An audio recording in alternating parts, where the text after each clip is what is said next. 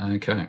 Well, as you can see, I'm in a different location to normal. I'm currently in Budapest, and it's quite a cramped table I'm working on. So I've got to have my iPhone back here, and this is the back of the video camera I use. But I think you guys can handle that, edit them out.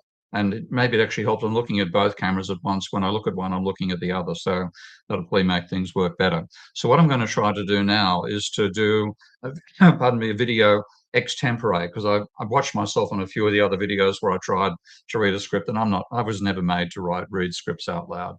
I've got to do stuff live. So I'm going to try doing this live. It means a lot of editing for you, but I think it'll be worth it. So here we go. So, okay.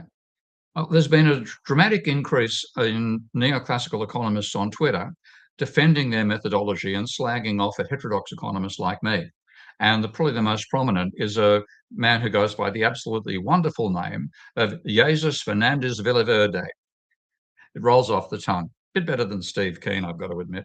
But let's just take a look at him. I'm just going to share my screen here now. Let's see, share the screen. Okay, I forgot to do this last time. Entire screen, so it's going to be this one. I hope I'm still being videotaped as I do this. Yep. Okay, now that's maximize, customize. Let's see. Not sure about that.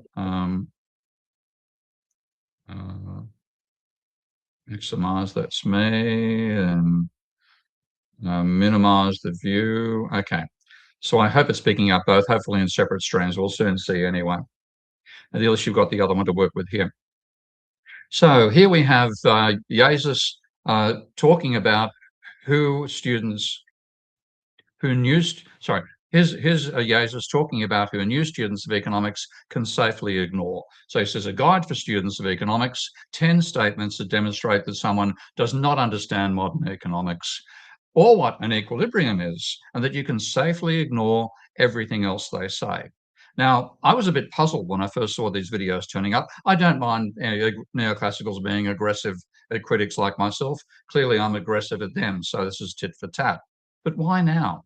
And it then occurred to me that it's now almost 2 decades since the global financial crisis occurred, and it is literally 2 decades almost to the day from when I started warning that the crisis is going to happen. I began doing that in December of 2005.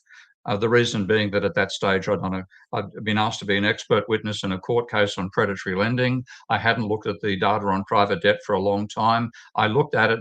I was horrified. I thought the trend can't be maintained. When that trend breaks down, there'll be a crisis. Somebody has to warn about it. And at least in Australia at the time, as I was then, I was that somebody. So I became very prominent in warning about a crisis, both in Australia, which Australia managed to evade by restarting its housing bubble, but the crisis which became the Great Recession for Americans, the global financial crisis for everybody else. About the only country not to have a recession at the time was Australia. And I'll explain why that happened in another video. But that's 20 years ago. Now that means that some students who are starting university this year at the age of 18 were not even born when the crisis happened. So these are some of the people that Jesus is appealing to. And this is typical. Neoclassicals forget what they didn't see coming beforehand. They didn't see the Great Depression coming. And after the Great Depression, they started to reconstruct neoclassical economics, melded with a bit of Keynes, but fundamentally neoclassical economics after World War II. The same thing is happening here. I'm not going to let them get away.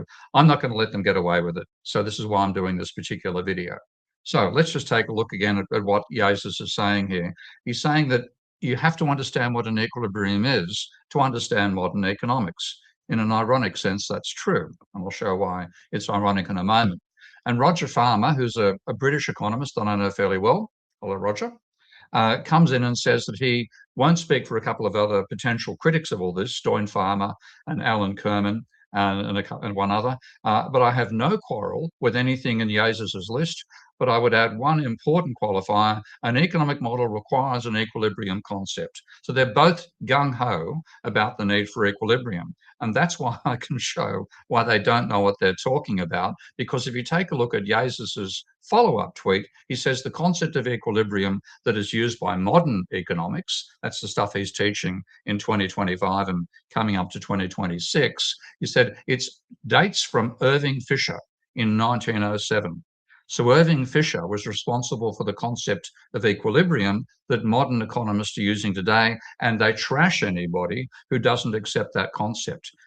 Now, what Joseph probably doesn't realize is that one of the people that didn't accept that concept was Irving Fisher. And the reason was he carried this concept into the Great Depression. And it's what turned him from a multimillionaire into a pauper.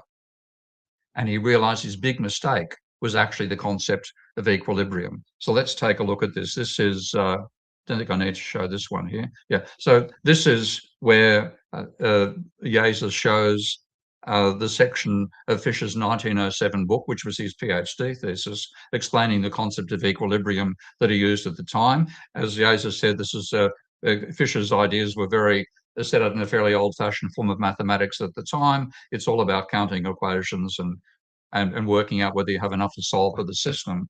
But that fundamentally, the definition of equilibrium that Fisher developed then was fundamentally that everybody's in such a situation that the feedback from everybody else's behavior means they have no reason to change their own behavior.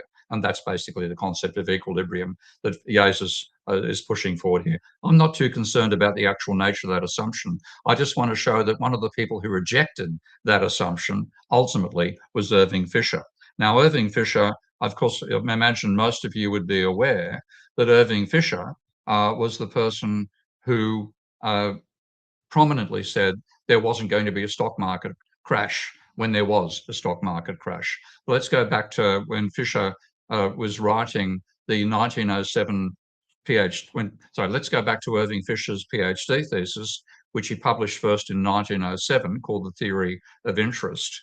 And then he thought that it didn't get sufficient reception at the time he wrote it. So he arranged to have it republished, and it was republished in 1930. Now, there's no problem about publishing assumptions like this that I'm showing on the screen right now in 1907. But in 1930, in 1930, you can see the obvious flaw here. To explain how he took the neoclassical concept of equilibrium in a spot market, like market for bananas, for example, which you buy a banana, you eat a banana that day, into finance, where if you take out a loan, you've got to pay the loan over time. And how to handle this idea of equilibrium moving through time, he made two assumptions. The first was the market must be cleared, and cleared with respect to every interval of time. So he's not assuming just equilibrium in a point in time, it's equilibrium passing through time. And his second assumption, the debts must be paid. Nobody can go bankrupt. Nobody can fail to pay their debts. Well, great assumption to make in 1907, not a very good one to republish in 1930 after the biggest bankruptcy experience in the history of America. Now, Fisher did not see this coming. He had no idea this was going to occur.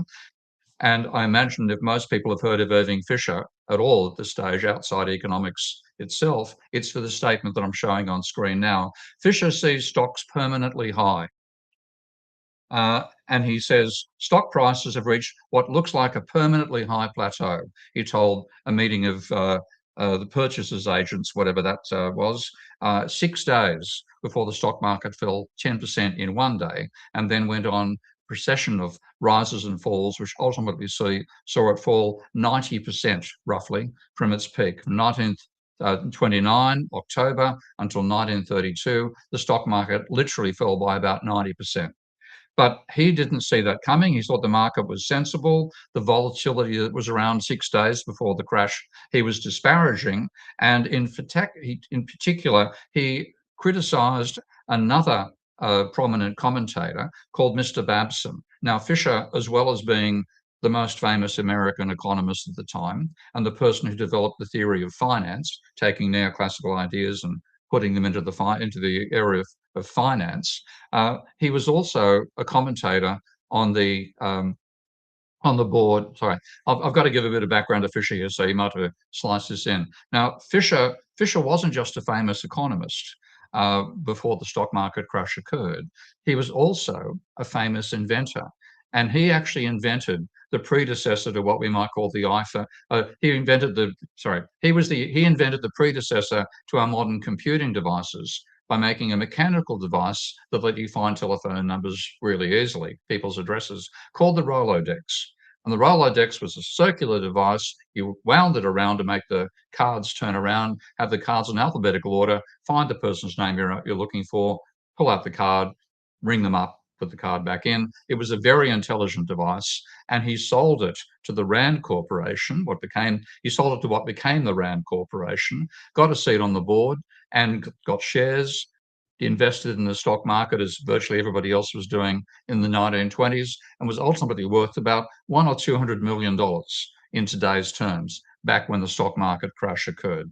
So he was completely embedded in the stock market, and he saw what was happening on the stock market as compatible with his equilibrium approach to economics. So he was invited to give a speech at a Purchasers Agents Association, whatever that is, back in 1929, 6 days before the stock market crash occurred. And he made the comment that he's now famous for, unfortunately. Fisher sees stocks permanently high. Stock prices have reached what looks like a permanently high plateau.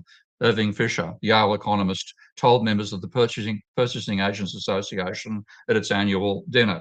And he then also attacked another commentator at the same time, because as well as being the most famous economist in America and on the board of the Rand Corporation, he was also a commentator in the New York Times, regularly quoted there. And he had a rival in that he had a rival, Mr. Babson, who was saying he expected stock prices to fall by 50 or 60 points when the Dow was at about 300. We'll need to check that. So I'll look that up, and if you can write in what the Dow was at the time, make a graphic, that'd work very well. So let's see. Okay. Okay. Okay. Here we go. Now, in commentating on a bear commentator, Mr. Babson, he made the comment that has gone down in history against Irving Fisher's reputation.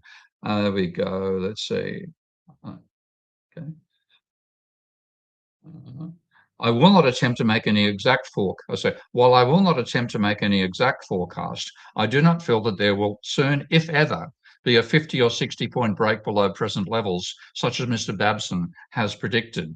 And he continued on down here. He expected to see the stock market a good deal higher than it is today within a few months.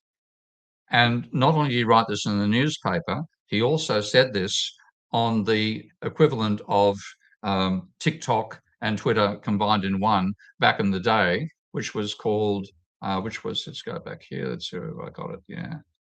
Okay. Which was Movie Time. So he made this recorded speech, which would have been seen in movie theaters throughout America back in the days of the talkies. Noted economists find business basically sound. This is after the stock market crash of Black Tuesday had occurred. So here's Irving sticking his chin out about there not going to be a crisis in the middle of the crisis and before the Great Depression began.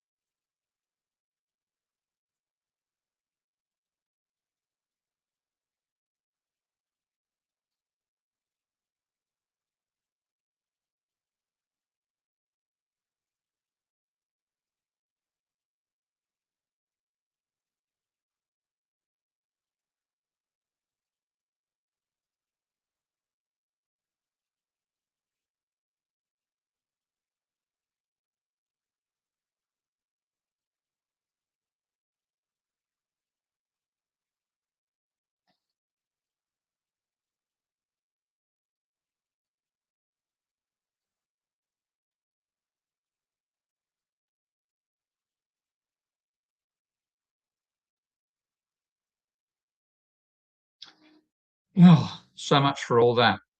Hang on, just get rid of this one. Pardon me. Okay. All right. Hang on. Ah, go. Let's go back. Let's see. Okay. Well, talk about leading with your chin. He was knocked out by reality, and you can see the shock that he went through in trying to cope with what on earth did I get wrong? How did I, the most famous economist in America, not see what was coming? What did I do wrong? Or is it other people's mistakes? And there I'm going to catch up with my greater wisdom because I understand modern economics and equilibrium. Well, here he is.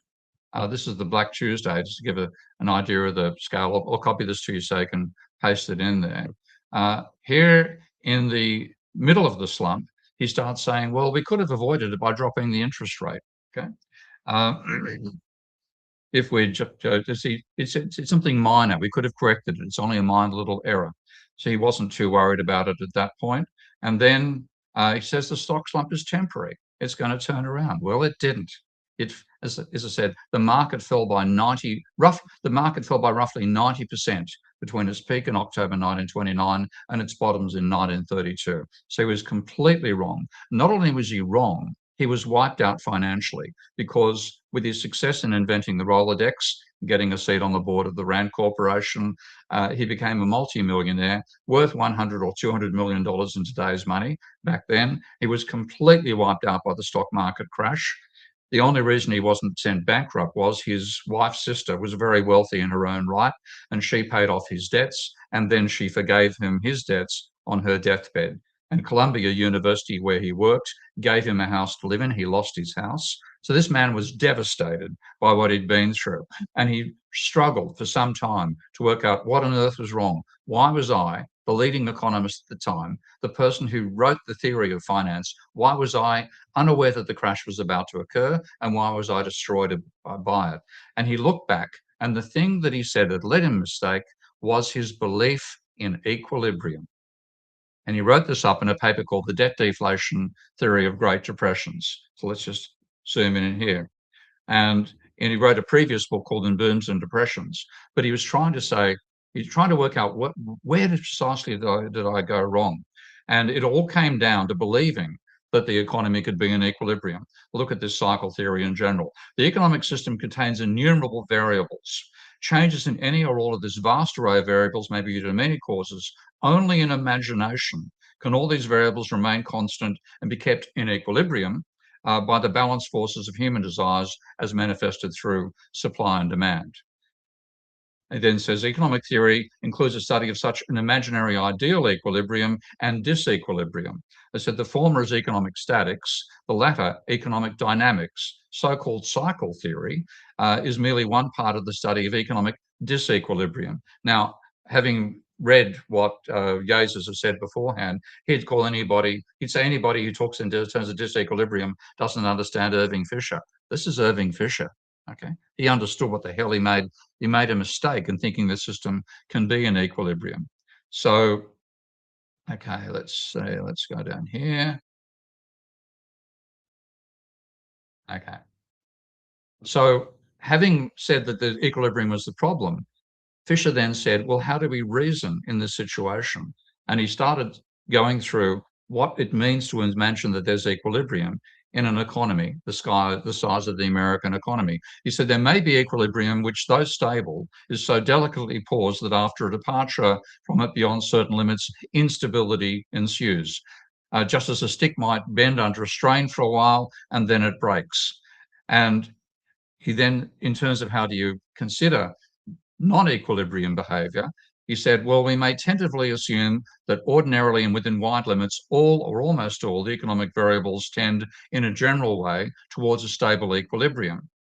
They said, under such assumptions and taking account of economic friction, and friction is a very popular word amongst neoclassical economists to explain why things didn't work out the way they thought they would, it follows that unless some outside force intervenes, any free oscillations about equilibrium must tend to grow smaller and smaller, just as a rocking chair set in motion tends to stop. Said, but this point 11 is where he realized how this belief in equilibrium had led him astray. But the exact equilibrium thus sought is seldom reached and never long maintained. New disturbances are, humanly speaking, sure to occur, so that in actual fact, any variable is almost always above or below the ideal equilibrium. And then the punchline comes here, which shows how neoclassicals like Yaz's have taken Fisher before reality slapped Fisher in the face and said you can't reason about the economy in equilibrium terms. So here is Fisher realizing that he's got to think in disequilibrium dynamic terms to understand the economy properly. Theoretically, they may be. In fact, at most times there must be over or under production, over or under consumption, over or under spending, saving, investment, and under or over everything else. It is as absurd to assume that for any long period of time, the variables in the economic organization will stay put in perfect equilibrium as to assume that the Atlantic Ocean can never be without a wave. So the person that Yazis is relying upon to give the concept of equilibrium that economists are using today, neoclassical economists, in the year 2026, it was something rejected by Irving Fisher in the year 1933. And this is typical of neoclassical economists. They stick with anybody when they talk in terms of equilibrium because that's the mental framework they use for analyzing the economy. And there couldn't be a less appropriate mechanism for thinking about something as dynamic and creative as a capitalist economy than believing it's in equilibrium. Now, Fisher, to his great loss, but also to his great gain, had reality slap him in the face. His belief in equilibrium led him to be devastated both personally and financially.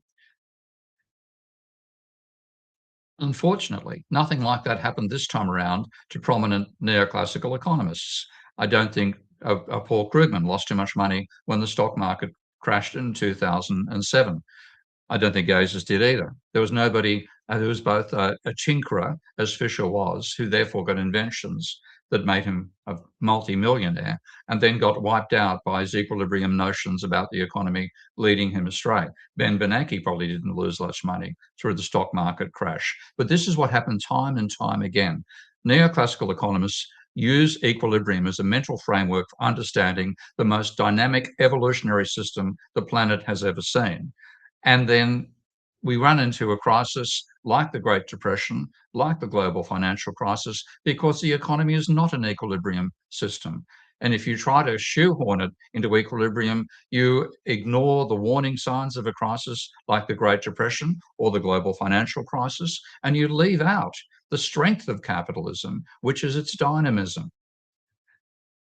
So this is again a case where neoclassical economics led neoclassical economists astray. If they continue returning to it, they cannot imagine any other way to analyze an economy than believing its equilibrium. Now, this is nonsense, and I'll show this in a subsequent video where I show you can derive a dynamic non-equilibrium vision of the economy, which gives you accurate predictions about the nature of things like the global financial crisis and the so-called Great Moderation that preceded it, extremely simply, without having to make the nonsense assumption that capitalism is an equilibrium system. All right, I think that'll do. I'll give it a try. So we just, how do I stop this? So stop the recording here and stop this. Yes, I want to stop recording.